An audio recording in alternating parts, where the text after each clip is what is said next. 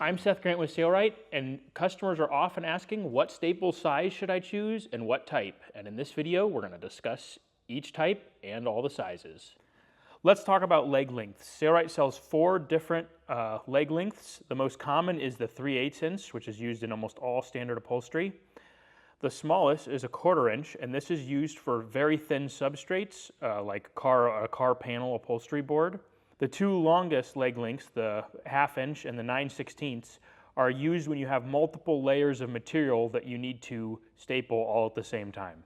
Sailrite sells 2 different types of staples. We sell a galvanized and a stainless steel staple. One of the easiest ways to tell is to grab a magnet. I have a magnetic sewing guide here, and if you put it on the galvanized staple, it's going to magnetize really well.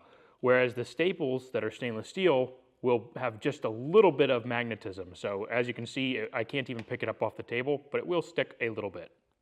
And you can also tell by the color. So if you look at the galvanized staple, they are shinier, and these have a little bit of a darker tint to them. Now you might be asking, what staple should I use on my application? Well, if you're working on an outdoor application, you would always use the stainless steel staples, but they can also be used on indoor applications.